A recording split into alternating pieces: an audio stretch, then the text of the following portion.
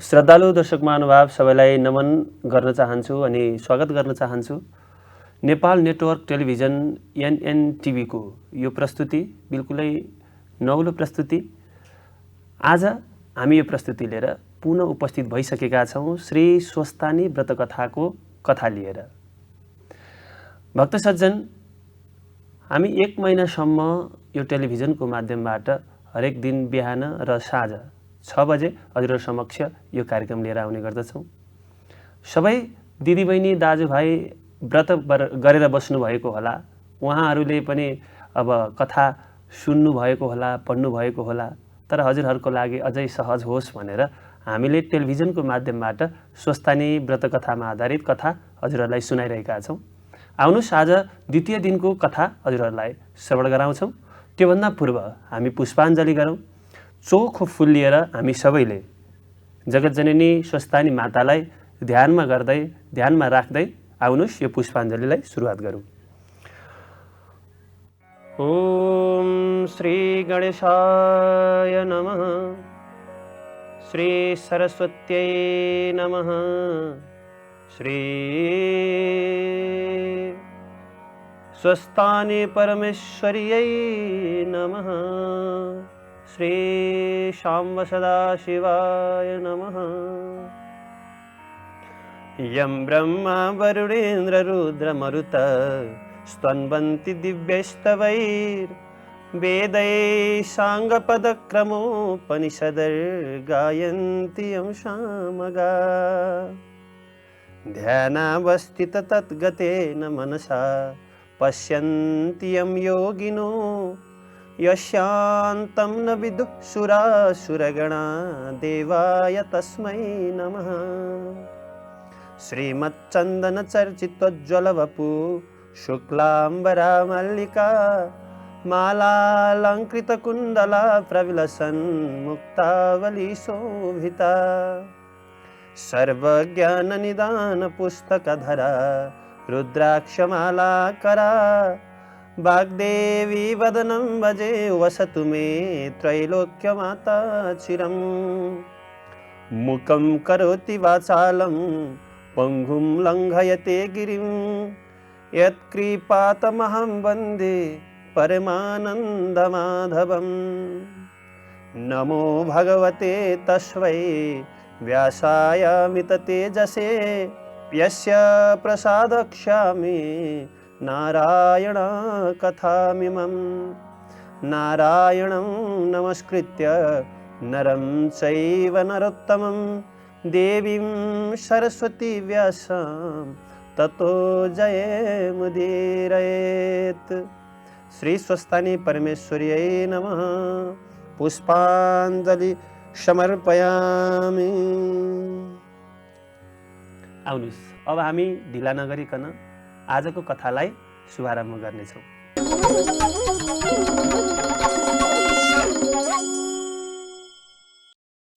द्वितीयोध्याय। कुमारजी आज्ञा गर्नुहुन्छ हे अगस्त्य मुनि। पहिले यो संसारमा पद्मकल्पमा जलमय थियो। त्यहाँ परब्रह्म अव्यक्त स्वरूपले सङ्कल्पबाट उत्पन्न हुनुभयो र महाविष्णुका नाभिदेखि सहस्रदल कमल उत्पन्न भयो। त्यस कमलमा निर्गुण शिवका दायाँ हातबाट ब्रह्मा उत्पन्न भएर विष्णुको नाभिमा उत्पन्न कमलमा बसी संसार सृष्टि गर्ने विचार गर्नु लाग्नुभयो। त्यस समयमा विष्णु भगवानले आफ्नो कान कोट्याउँदा औँलामा आएको काने गुजी समुद्रमा फाल्दा त्यो 2 टुक्रा भयो र सो विष्णुका काने गुजीदेखि वीर पराक्रमी मधुर कैटव नाम गरेका 2 दैत्य उत्पन्न भए।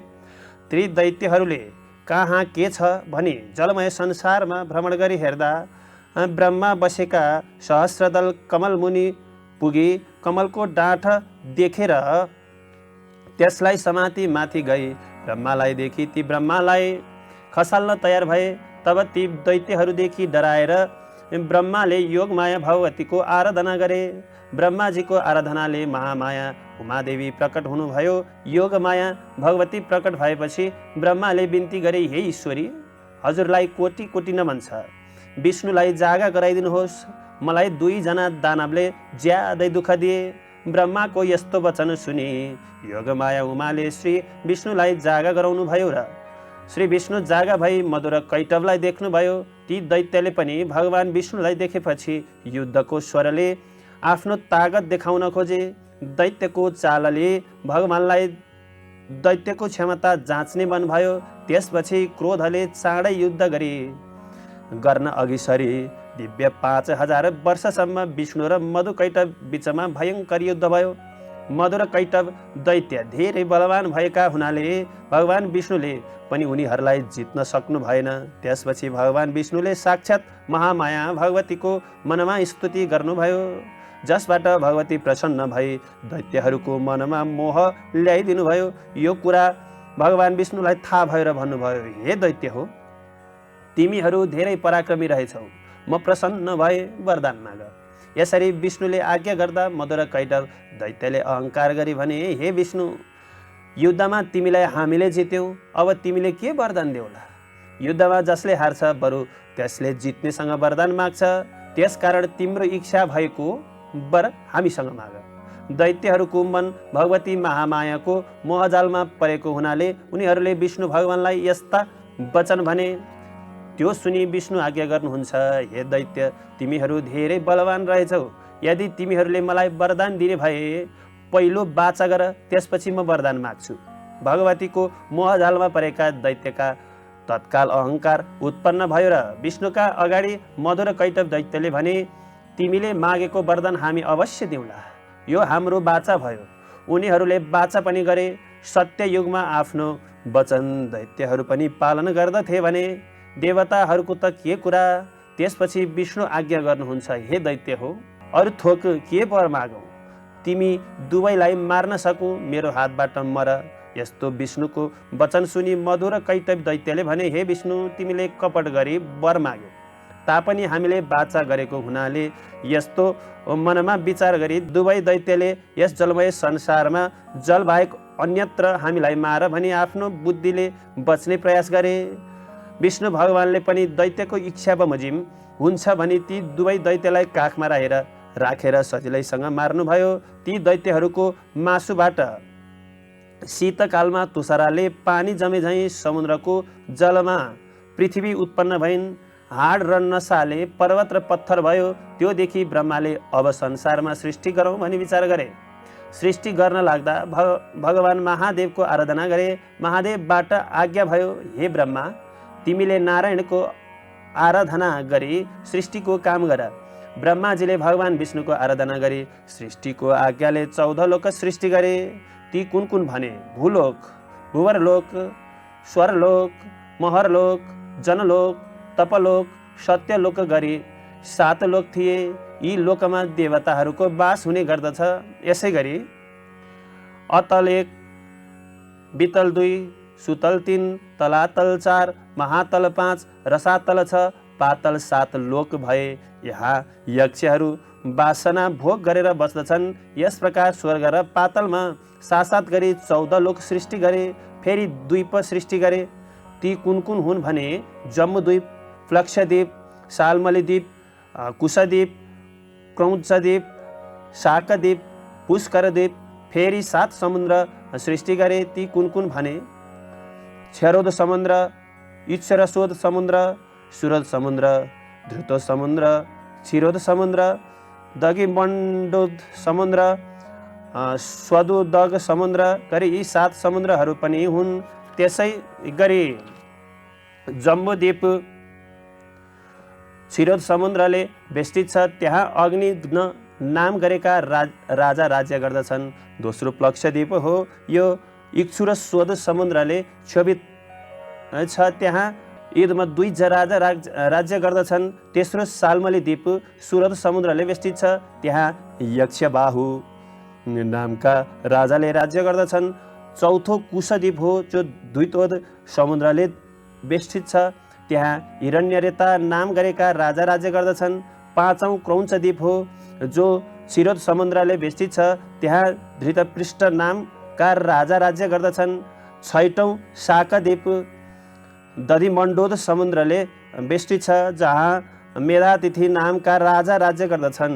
जम्बूद्वीपको विस्तार लक्ष्य योजनको छ, जुन कमलगट्टा जस्तो गोलो भई 9,9 हजार योजन विस्तारमा 9 वर्ष छन् अथवा 9 खण्ड छन्। यस्ता तरहको सृष्टि पृथ्वीको सृष्टि गरी अष्टपर्वत पनि सृष्टि गर्न लागे। ती कुन कुन भने सुमेरु पर्वत, गन्धमादन पर्वत, कैलाश पर्वत, हिमालय पर्वत, त्रिकुट पर्वत, चित्रकूट पर्वत, चन्द्रकूट पर्वत, चन्द्रावत पर्वत।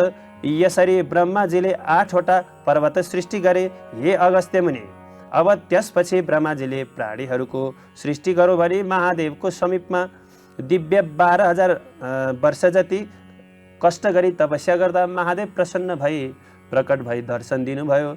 महादेवले आज्ञा गर्नुभयो, हे ब्रह्मा, तिम्रो भक्तिदेखि म प्रसन्न भएँ, वरदान माग। यस्तो आज्ञा शिवजीबाट भएपछि ब्रह्माले महादेवलाई नाना उपचारले पूजा गरी स्तुति गर्न लागे। हे भगवान, हजुर कस्ता भने आफ्ना मायाले ब्रह्माण्ड संसार सृष्टि गरी आफ्नै मायामा भुलाइराखेका यस्ता हजुरलाई कोटि कोटि नमस्कार छ। फेरि एक मूर्तिले 3 मूर्ति ब्रह्मा, विष्णु र महेश नाम हुनुभएका यस्ता हजुरलाई कोटि कोटि नमस्कार छ। फेरि संसार रूपी बगैँचाका मालिक सर्वव्यापी भइरहेका यस्ता हजुरलाई कोटि कोटि नमस्कार छ। हे ईश्वर, हजुरको महिमा वर्णन गर्न अनन्त विष्णुले पनि सक्नुहुन्न भने म कसरी सकुला?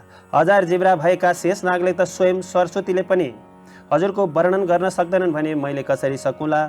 हजुरको प्रसादले भुवन, पाताल, पर्वत, द्वीप, समुद्र सृष्टि गरे। अब यो सृष्टिमा रमाउने अनेक किसिमका प्राणीहरू सृष्टि गर्न सकूँ। ब्रह्माको यस्तो बिन्ती सुनि महादेव आज्ञा गर्नुहुन्छ, हे सुरश्रेष्ठ, कर्ता भएका तिमीले प्राणीहरूको सृष्टि गर्नु, तिम्रा कार्य पुरा हुनेछन्। यस्ता प्रकारले वरदान दिनुभयो। त्यसपछि ब्रह्माजी मनमनै हर्षित भई श्री महादेवलाई साष्टाङ्ग प्रणाम गरी सृष्टि गर्न भनी सुमेरु पर्वतमा जानुभयो।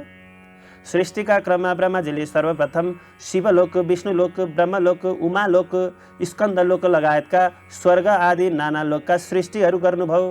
फेरि सुमेरु पर्वतको पूर्व दिशामा अमरावती सृष्टि गरी आग्नेय कोणमा शुद्धावती सृष्टि गर्नुभयो। दक्षिण दिशामा यमपुरी सृष्टि गरी नैऋत्य कोणमा कृष्णावती पनि सृष्टि गर्नुभयो।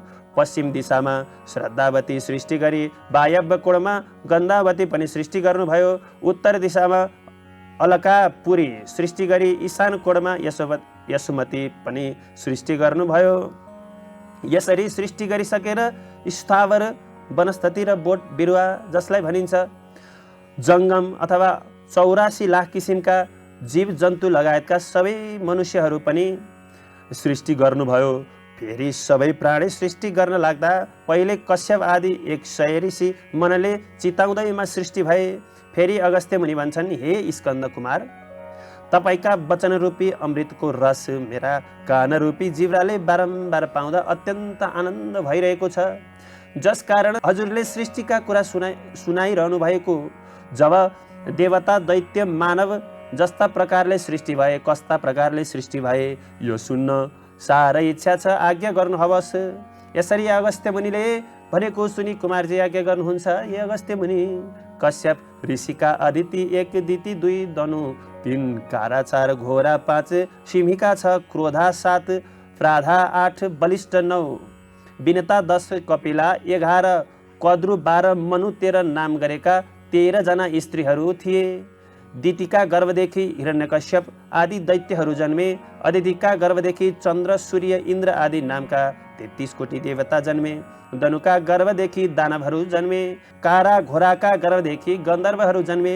सिंहिकाका गर्भदेखि राहु जन्मे। क्रोधाका गर्भदेखि क्रोध जन्मे। प्राधाका गर्भदेखि रम्भा, तिलोत्तमा, उर्वशी आदि अप्सराहरू जन्मे। मनुका गर्भदेखि ब्राह्मण, क्षत्रिय, वैश्य, शूद्र, चाण्डाल, अत्यन्त अन्त्यज, म्लेच्छ साथै यवनहरू जन्मे। बलिष्ठ र विनताका गर्भदेखि अरुण, गरुड, सम्पाति, मयूर, कोकिल, सखेवा आदि पंक्षीहरू जन्मे। कपिलाका गर्भदेखि कामधेनु गाई सिंह शार्दुल बाघ हात्ती घोडा मृग जरायो गैडा खरायो आदि पशुहरू जन्मे।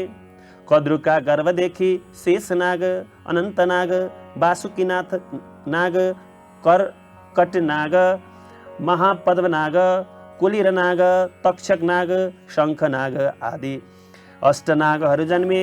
हे अगस्त्य मुनि, यस सृष्टि चक्रको विधि यस्ता तरहले देवता ऋषि यक्ष गन्धर्व किन्नर राक्षस अप्सरा नाग मनुष्य पशु पंक्षी सृष्टि भएको देखि ब्रह्माले अब यिनीहरूका लागि आहार सृष्टि गरौँ भनी धान जौ तिल आदि नाना अन्न पनि सृष्टि गरे। हे अगस्त्य मुनि, संक्षेपले मात्र बताउँछु, अरू सबै कुरा पुराणहरूबाट विस्तारपूर्वक बुझौँला। यति सृष्टिको कुरा बताए, अब तिमीलाई के सुन्ने इच्छा छ भन। यदि कुमारले आज्ञा गर्दा अगस्त्य मुनि भन्छन्, हे पार्वती नन्दन, कुन कुन भुवनमा कुन कुन देवता दिक्पाल कसरी भए त्यो आज्ञा गर्नुहोस्।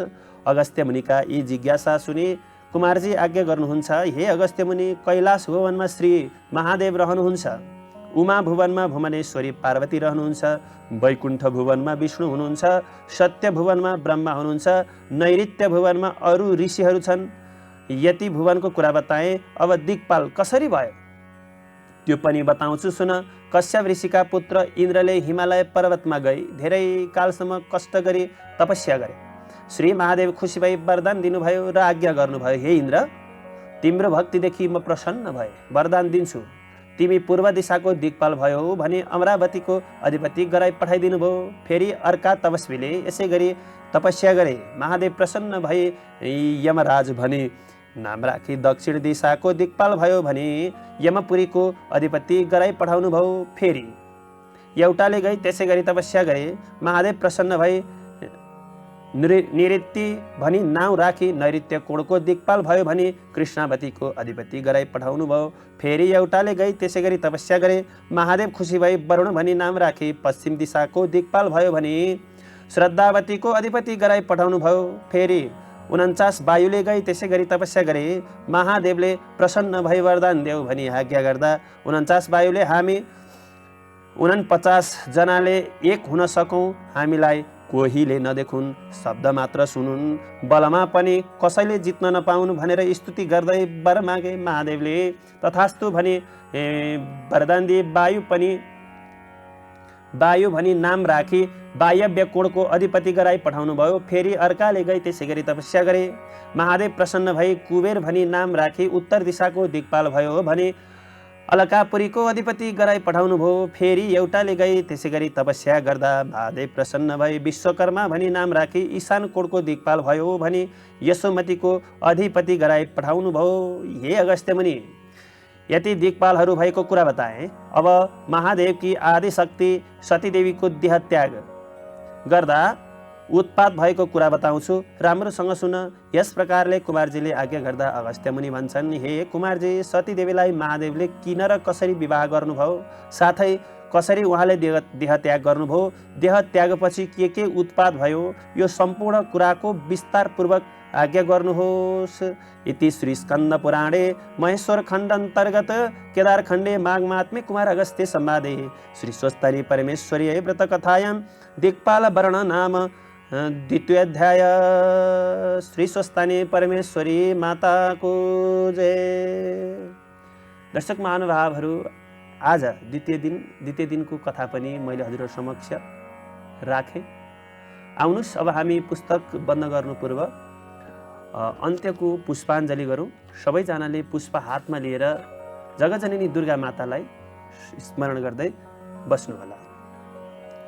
ओम उपनयतु मङ्गलं व सकल जगन् मङ्गलालय श्रीमान दिनाकर किरण निवधित नव नलिन दल निवेक्षण कृष्ण काले पर्षतु पर्जन्य पृथ्वी सस्यशालिनी देशोऽयं क्षवरहितो ब्रह्मणा सन्तु निर्भया अपुत्रा पुत्रिणः सन्तु पुत्रिणः सन्तु पौत्रिणः निर्धनः साधनः सन्तु जीवन्तु शरदं शतं तत्रैव गंगा यमुना च तत्र गोदावरी सिन्धु सरस्वती च तीर्थाणि सर्वाणि वसन्ति तत्र यत्र च्युतोद्वार कृथा प्रसंगा या कुन्दिन्तु तुषारहार धवला या शुभ्रवस्त्रावृता या वीणा वरदण्डमण्डितकरा या श्वेत पद्मासना या ब्रह्माच्युत शङ्कर प्रभृतिभिर्देवैः सदा वन्दिता सा मां पातु सरस्वती भगवती निशेषजड्यापा कायेन वाचा मनसेन्द्रियैर्वा बुद्ध्यात्मनो वा प्रकृतिस्वभावात् करोमि यद्यत् सकलं परस्मै नारायणायेति समर्पये तत्। श्री स्वस्थानी परमेश्वर्यै नमः। शाम्ब सदा शिवाय नमः। अब सबैले पुष्पलाई कथाको उपर राखी षडाङ्गले प्रणाम गर्नुहोला।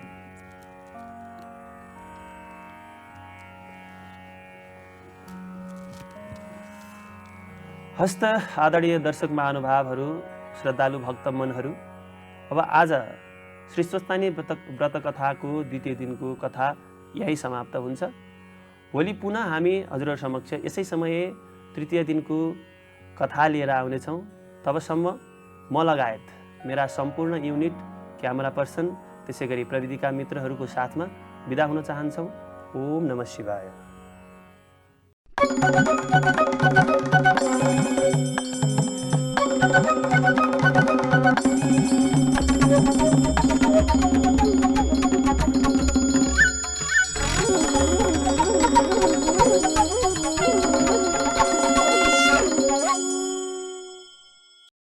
Nepal Network Television, the media for nation and beyond.